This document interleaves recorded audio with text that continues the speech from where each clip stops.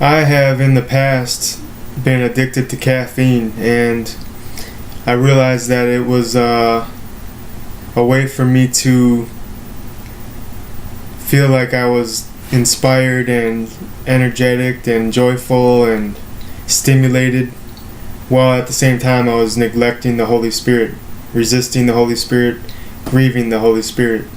But when I drink the caffeine, I'd feel like I was part of the crew, all pumped up for Jesus, but it was really a bunch of caffeine that had me excited and, stimulated. So we need to be careful and make sure this isn't an idol in our lives. Caffeine has been something I've been struggling with for 10 years. I used to slam it as a kid since I was in my early teens.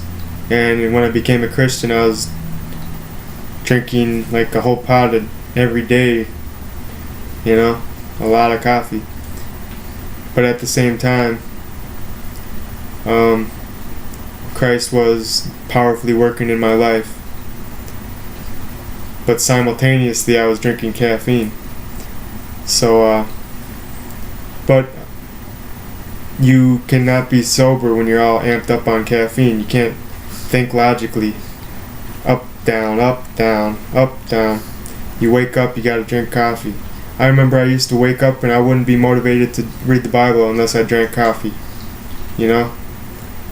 It's like I needed a kickstart. But now that I've quit caffeine, Christ has enabled me to feel His presence more, to learn from Him more, to be stimulated by the Holy Spirit, to wake up and study the Bible without needing to do anything else.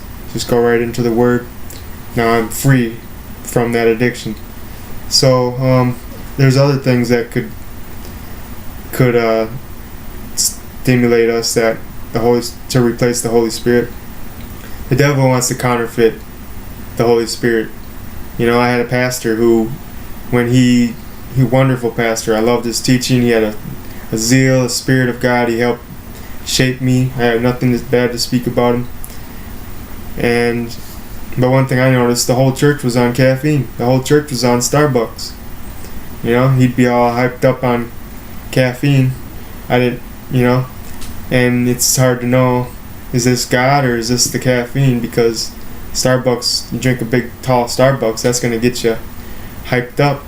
And we want to make sure that we are not tricking ourselves into thinking that the Holy Spirit is in our lives. Okay?